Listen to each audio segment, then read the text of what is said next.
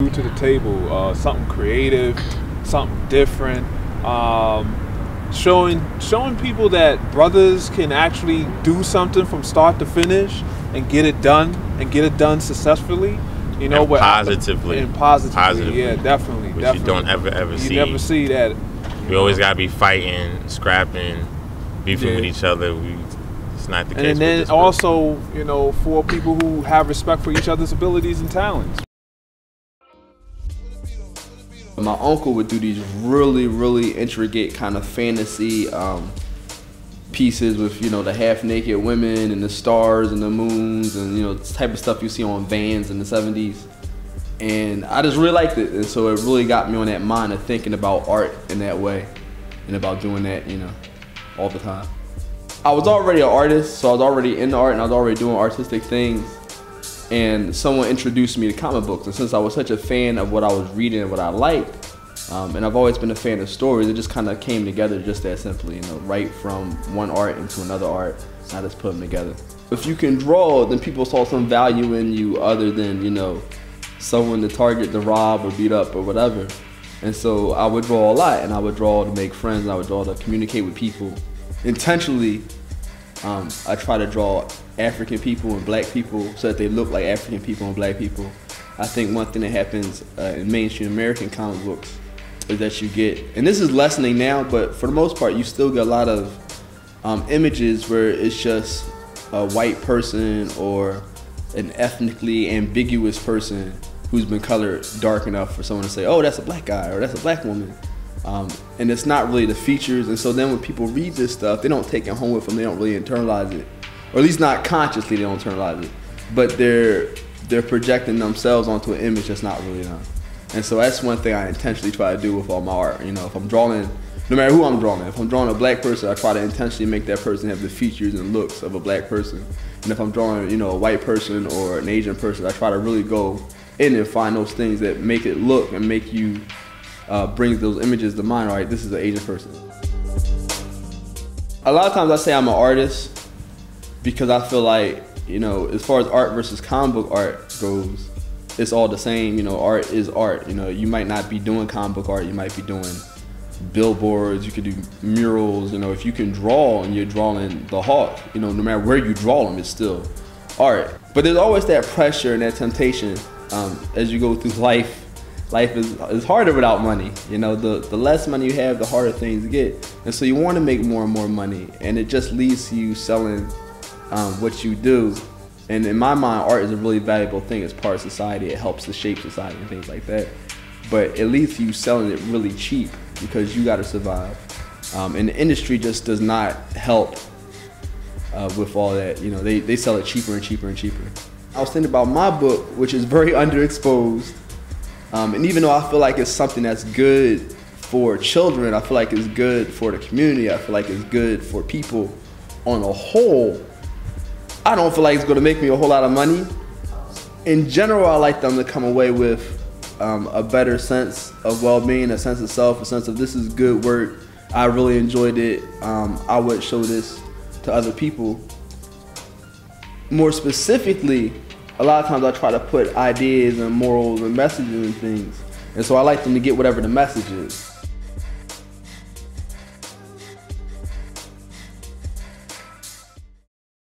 They say you're lucky if you got an artist in the family because you got to have some money to support an artist. And everyone here is trying to support themselves with art. We're coming from a place which you don't typically see that point of view. Even, you know, a black male in Philly, a black male in, you know, Brooklyn or something, bringing that type of artwork. So I think that too is part of that revolutionary idea behind the art.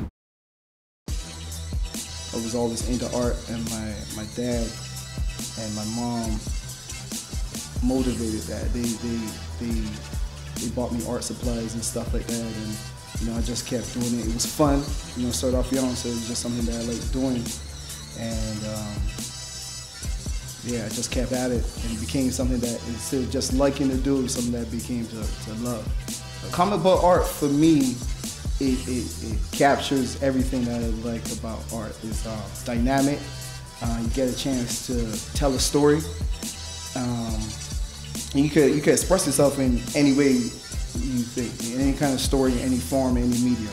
So it captures everything that I wanna get out of creativity. For me, it seems like art nowadays is just for the sake of making fast money, and you just mass produce it. You just like, oh, okay, I need another Captain America piece. Let me just draw it, and boom, it's done. For me, I try to think about, okay, what's the particular scene that Captain America's in? Like, why is he doing what he's doing, and what happened to him? You know what I mean? Is this the aftermath? So I might throw some grit on his boots. You know what I mean? His shield might be scratched up a little bit. He just came through a battle, as opposed to just let me draw Captain America standing there looking all pretty. And then the surroundings too. You know, I try to put some thought into where he is instead of just throwing like an American flag behind him. You know what I mean? Like maybe that for once he's in West Philadelphia helping somebody. I don't think a lot of people take comic book art seriously because there's such a fine line between being a fanboy and doing it. They think that anybody could do it. So I think we need to change the public's perception of what good comic book art could be. The thing I love about this genre is I feel there's a piece of me coming down on the paper. I feel as if it's equal parts magic, where it's like you're going from like a blank piece of paper and you're creating something new that hopefully is going to have an impact on somebody. I've always had different stories in my mind and, you know, different characters, and so this is a way for me to get that out. It's almost like therapy. It's almost like a release for me to be able to draw and create something and see it come together or come from nothing. So I think the future is and should be more individuals telling the stories they want to see instead of what they think a Marvel reader might want to see. You know what I mean? The future is to create stories that are different, and nothing against, like I said, those other characters, but you know, there's only so many Batman stories you could tell. There's only so many ways you can do it because you're limited. You know, you can only go so far with Superman. You can only go so far with Spider-Man.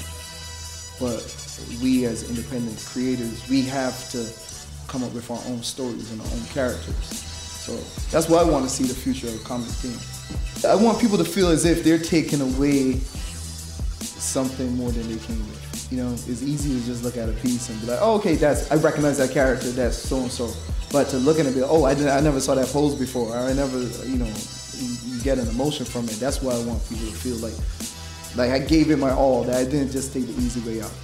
But one of the causes I want to further is a network group I'm putting together that is called Zion.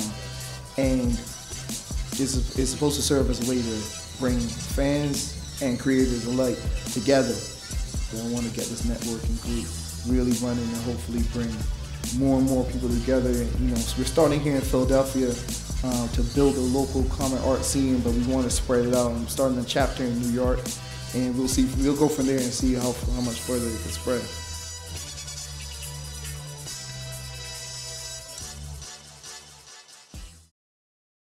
All of us right now, we on that way up. You know what I mean? And I think a lot of people in the industry, they wait till they reach a certain point. Then it's like, oh, let's form a group. Right. Let's do something. And, you know, for Artmada and for us, man, it was like, why not now? You know what I mean? Like, why not do it now and start that change that we want to see?